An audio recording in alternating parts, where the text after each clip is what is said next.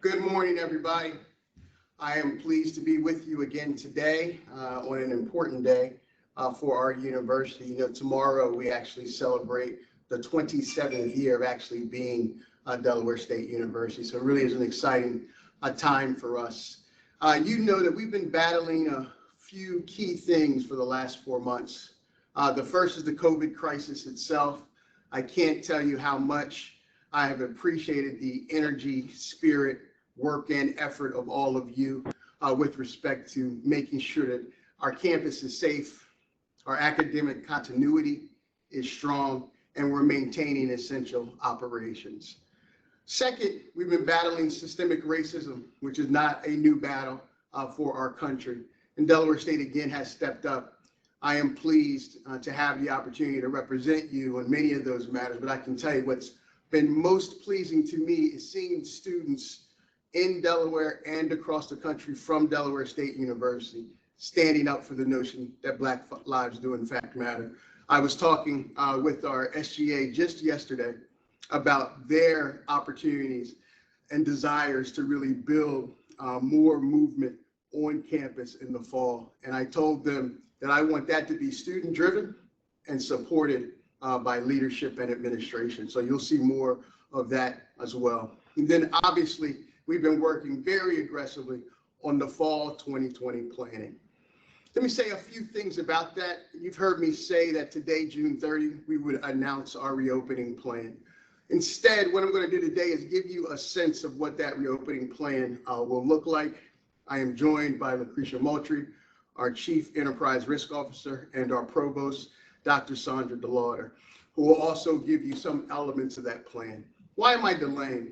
I'm delaying because across the globe and in the country, particularly for the last 7 to 10 days, we have seen significant rises as it relates to COVID positive cases and related deaths. And we want to be very, very sensitive that we are thinking through every aspect of our plan. So I've asked my team to look back at our plan before we present it to the entire university community and make sure that we have ticked and tied across our platform. We've done that in a way that's thoughtful and will keep us safe.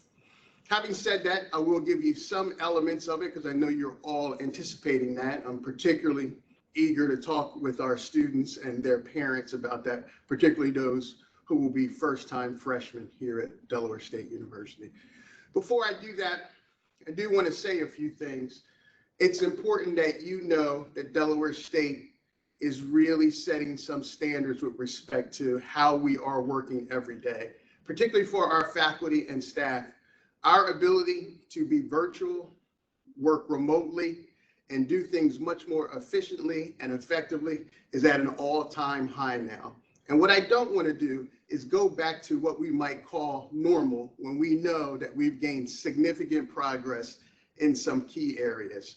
So as we go into fall and as we continue running the university generally, those things we know we've gotten better at, the ways we've been able to communicate more efficiently and effectively, how we've handled many of the materials and documents that come across Delaware State University, how we've used our technology.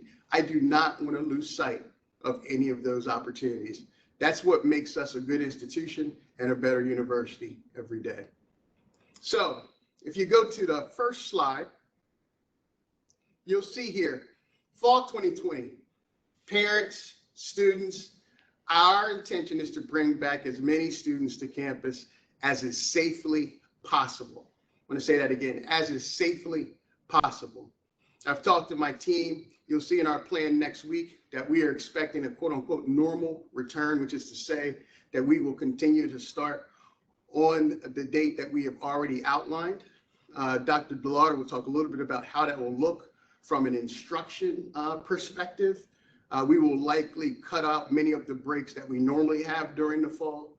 We will break for Thanksgiving, which is to say that we will send our students home around that time frame, and then you can expect that the finals will be online. How do we do that? We have recently just gotten some very good word from an organization we are working with that we will have a regular important testing protocol.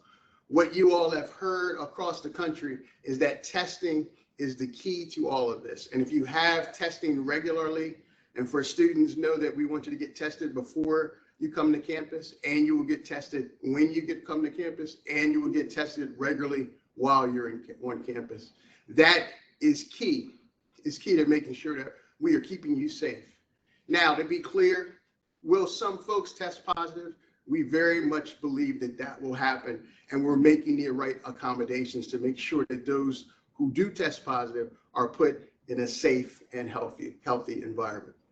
Second, the campus will look and feel different. The only way we do this is together.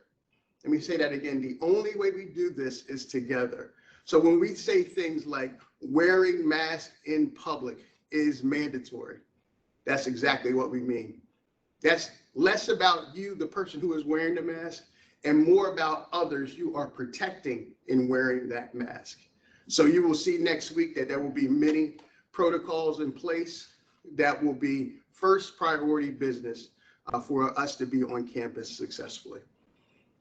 That is the same is true for things like social distancing and the like in public settings, which Dr. DeLauder may talk about as well. There's the same standard of care and protection for all. I know that many of our faculty and staff are worried about their own safety, not just that of their students, and we understand that too. As I said at the top, there have been many innovations we've made with respect to how we work and interact with each other. Those folks who need to be on campus know that we will create an environment that makes that very, very safe. And those folks who are working remotely or virtually and may not need to be on campus very often, if at all, we actually want to keep that process going. There'll be policies and practices around that, but it's important that you know where we can make good, important decisions, we will. Fourth, our decision will be determined by the facts. We are not going to put any student, staff, or faculty member at risk. Very, very important. So as the facts on the grounds change, we will do what we're doing today. Communicate with you in a regular, upfront, and transparent way. You've already seen, those of you from Delaware in particular, that Governor Carney recently suspended the implementation of the phase 3 reopening plan. One of the reasons he did that was because he was seeing a significant rise in positive cases because many folks were not acting safely, both Delawareans and visitors. I had the opportunity to talk to the governor late last week about where his head was with respect to thinking. And I want to make sure you know that Delaware State University will be in line with that thinking at the state level, certainly in line with the CDC guidelines that we've already continued to focus on, and thinking about our own health and safety on our campus. So those are the high levels. I want everybody to know, particularly again, our students and our incoming freshmen, that our intention is to be very, very responsible, particularly for those folks, students who are residential to the campus, protect our faculty and staff in a responsible way, and do that with the protocols we know to be effective in this country. Next week, the full plan rolls out, but I did want to give you that preview and then give you an opportunity to hear from Dr. DeLauder, your provost, and Lucretia Moultrie, your chief enterprise risk officer. Lucretia. Thank you, Dr. Allen, and good morning, everyone.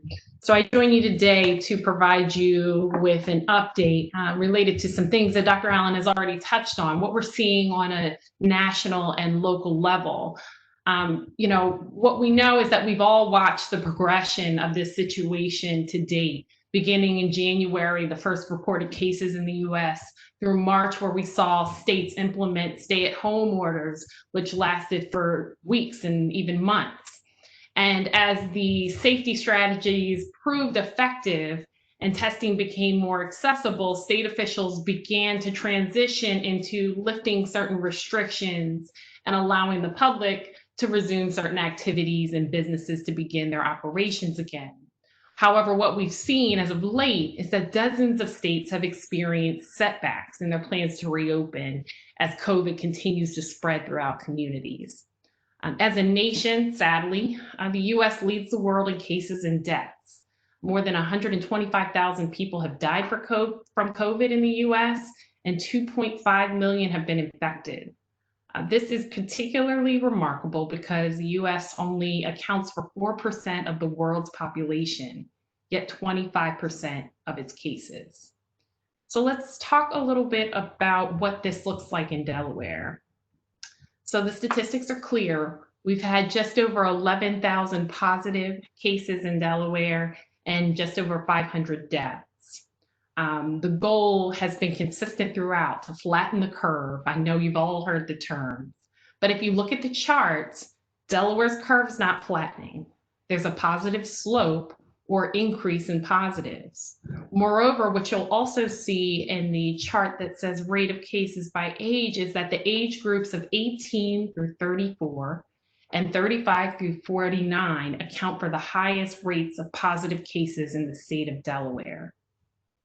Dr. Allen mentioned earlier the phases of reopening in Delaware.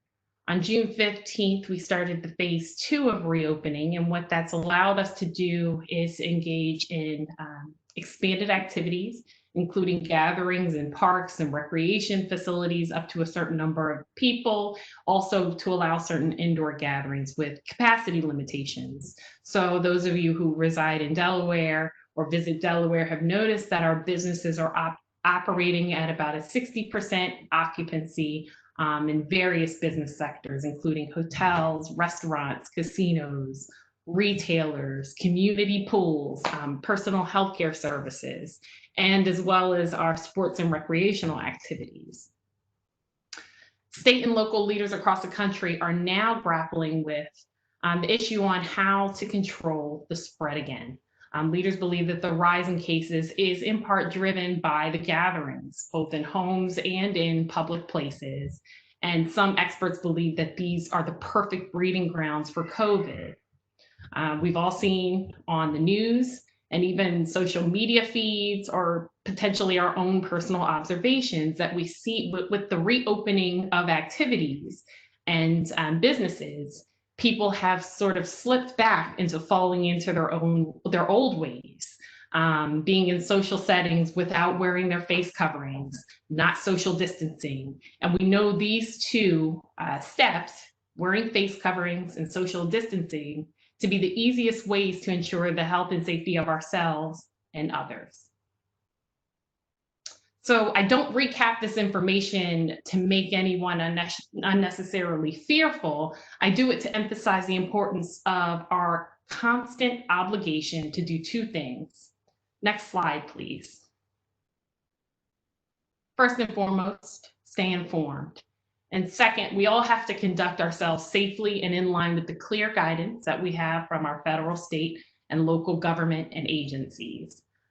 The university, through planning, will do everything necessary to create a safe environment and to do our best to control the spread of COVID. But really what it comes down to is controlling behaviors. We will have to work together as a university community to keep ourselves and each other safe. So as we transition into the fall semester, the university will resume some in-person operations, which will include our students, staff, and faculty who will return to campus, and we will house as many people as we can on campus as safely as possible. But we have to be fully cognizant of the lessons that have been learned to date. There will be a new normal on our campus, and it will look and feel different, just as Dr. Allen mentioned. And everyone will be obligated to conduct themselves differently. So let's talk about the second part of our obligation. It's to do our part. You will be obligated to wear your face coverings in public, maintain social distancing, practice good hand hygiene, covering your cough and sneezes with your elbow, and not going to work in class if you're sick. Also, we're going to encourage you. We are working on developing our testing protocol on campus, but you can start to develop these healthy habits early. Get tested for COVID-19. According to the World Health Organization, data suggests that 80% of infections are mild, meaning they can be easily disregarded as seasonal allergies or cold symptoms. Or they can range from either mild symptoms or being completely asymptomatic.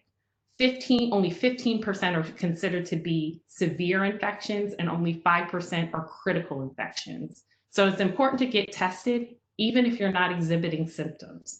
In Delaware, there's free testing available, even for those who are asymptomatic. And the link on the screen, if you visit that website, you're able to access the Division of Public Health's website, which will tell you where there are free testing sites and the dates of those testing events. If you do live outside of Delaware, there's also a link there to the CDC website that will provide you with your own local testing information. Making these easy steps a part of your regular routine will prepare you for your successful transition back onto our campus into our new normal for fall of 2020. But until then, everyone, please continue to be safe. Thank you.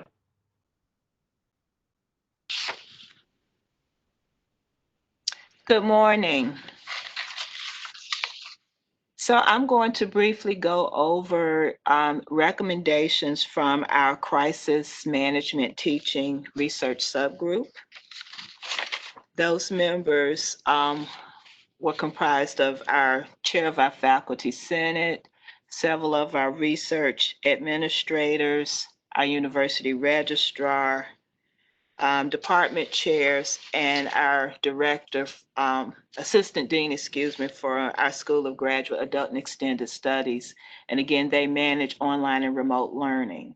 So what you have before you is the recommendation from that subgroup, and that is that all courses will be delivered in a hybrid or synchronous environment.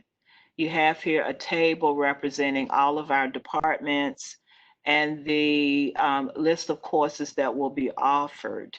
And on average, 85% are able to be offered in this environment based on their recommendations.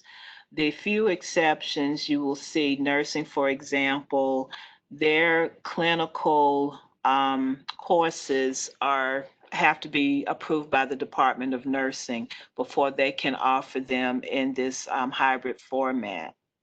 The aviation program, you will see here that 39% can be offered in this format. You know that the majority of the training will have to be offered in a face-to-face. They have resumed operations following social distancing guidelines. They did have to submit a plan for approval, and they resumed June 15th at the air park. The rest of the curricula, you will notice, for example, physics, they have a high research a part of their curriculum, involves a lot of research, and the rest of the courses here, again, are generally, just general courses that can be delivered in that format. A few capstones, I think, from criminal justice and computer science are also in that research environment.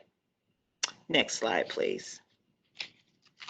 So when we say hybrid or synchronous, we're talking about the ability students will be doing part of the work on their own and then meeting at a scheduled time in a group environment. The team made these recommendations because the format will not create any challenges for students that were already scheduled. So those of you that are returning students, upperclassmen and returning students, know that you have most likely already registered for your classes before we began looking at our transition plan. And so these recommendations will not impact any changes to the schedules for those that have already registered, nor would it create any challenges for students for courses that we're trying to implement for the fall. In addition, this provides the flexibility that we will need as we transition back to the university. So as was noted by the president and by our general counsel, we are looking at bringing all of the students back, but of course we want to be able to do it in a healthful environment. So as we're able to test all that come back and perfect those protocols, the transition back to a face-to-face environment would be most easily or seamlessly transitioned with these recommendations and in this format. Next slide, please. So additional recommendations were around the enrollment. So again, in practicing social distancing, they will set enrollment caps for large courses at 40, and then any courses that have enrollments over 40, because I do know you are aware that there are some courses that are very large. We would put them in groups of 40, and that way work with the Office of Distance Ed and the registrar and the chair in working through those transitions.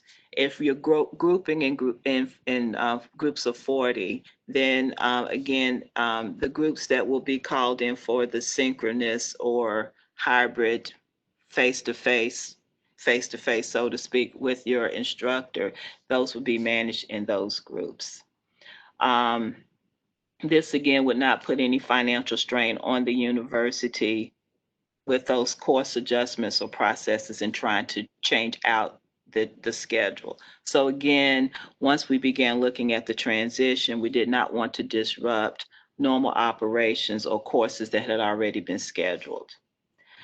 Some of you are already enrolled or are aware that we do offer online programs. Those will continue in their accelerated format, and they will not be disrupted. Courses with laboratories and or experiential activities will be delivered as previously noted in a hybrid format. Next slide, please.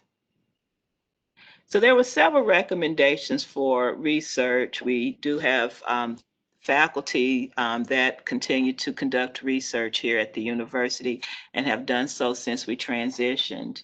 And so undergraduate students, of course, will be allowed to conduct research returning to the campus based upon the social distancing guidelines and protective equipment. So the recommendations were noted that, of course, practicing social distancing, one person per room or 6 feet apart, whichever accommodates the dimensions of the rooms, and that students will have to wear protective equipment, their mask, in hallways or common areas or when they're in proximity of others, as already noted. There are some training activities, for example, training on lab equipment that requires close proximity, additional protective equipment such as an N95 mask here would be required. And of course, there will also be certain cleaning protocols that would have to be maintained in that sort of environment. Principal investigators that are conducting research will have to oversee this process, the scheduling of space, rooms, the management of their personnel will be, again, managed with their deans in collaboration with department chairs. And they also will be responsible for ensuring that the appropriate protective equipment is made available. Okay, I think that's my last slide.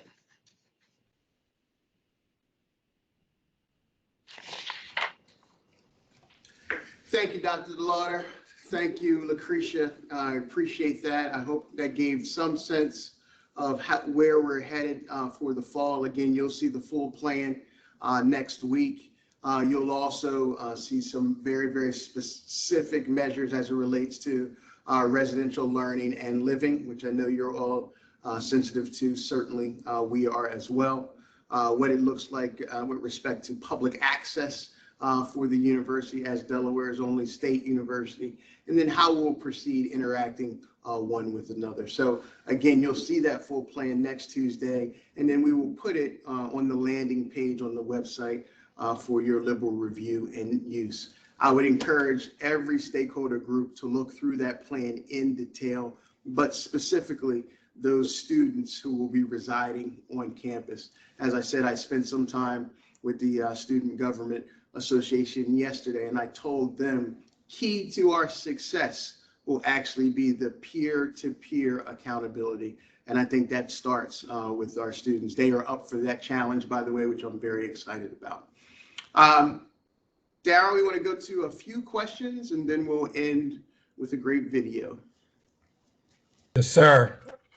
Yes. One of the questions that we have is, will it be a choice to be on campus or not? And that's, yeah, will they have a choice? And I believe that goes for faculty and staff as well. Thank you, Darryl. With respect to, and that's probably coming for the faculty or staff, here's what I would say.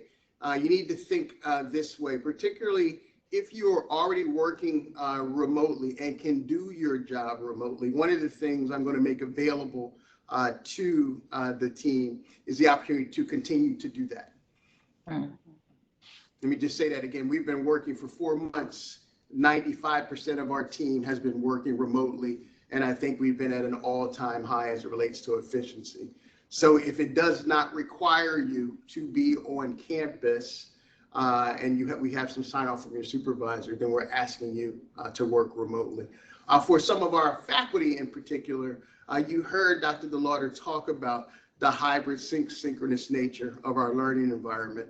That is to decrease contact significantly. I think she said about 85% of our courses actually can be offered online, and then there'll be some in-person activity. So that reduces the risk significantly. And the last thing I'd say is the testing protocol is the most important part of our ability to make sure that you are safe. So your desire and interest in returning on campus has a lot to do with you complying with our ongoing testing protocol, both before you show up on campus, when you arrive, and then when there are random samples throughout the semester.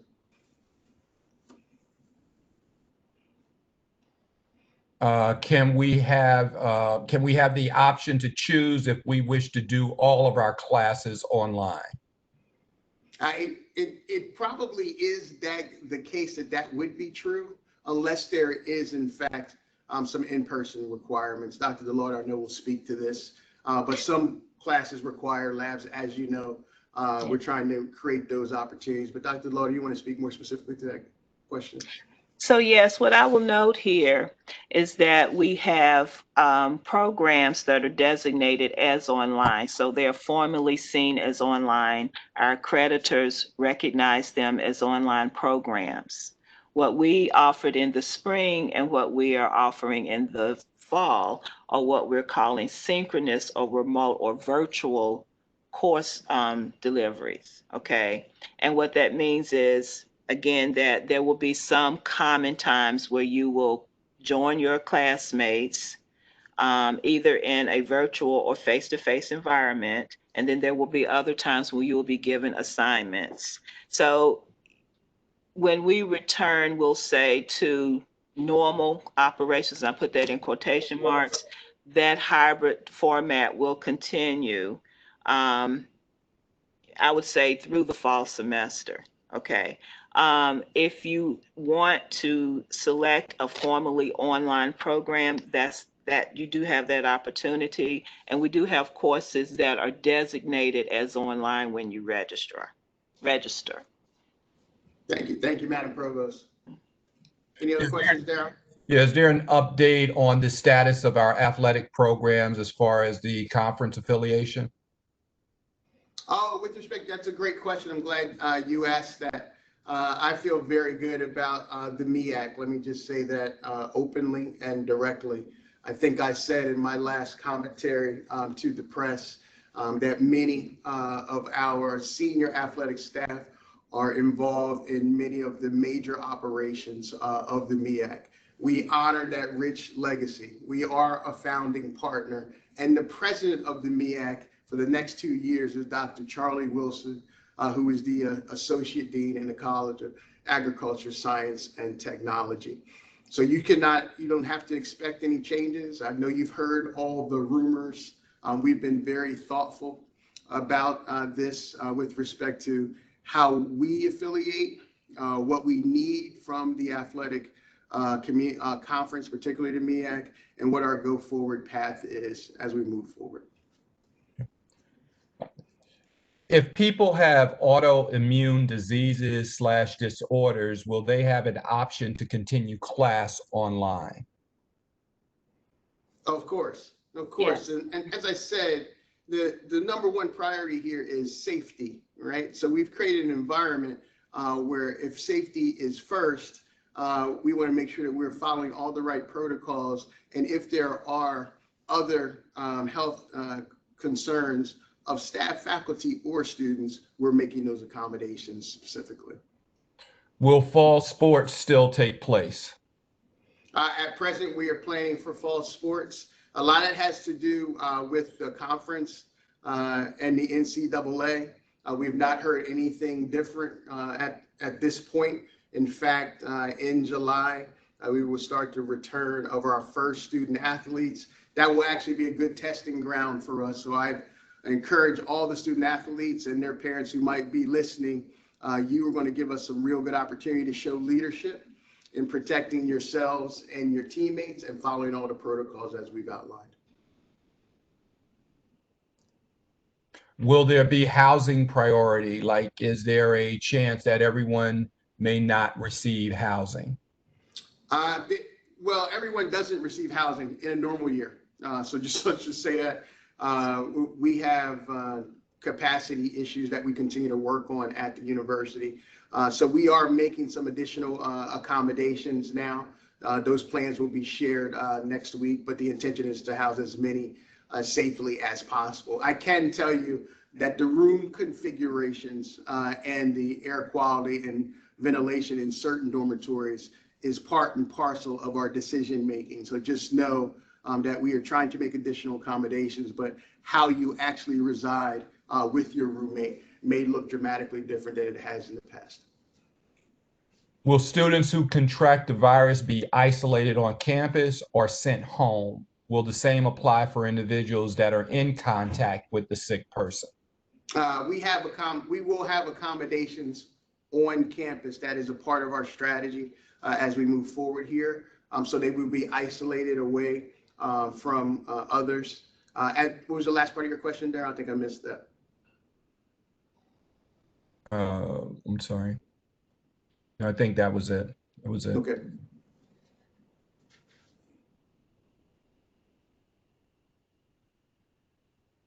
And I think that's it. There's quite a few. Some of this will be handled in the next week. Some of the questions will be answered as part of next week's forum.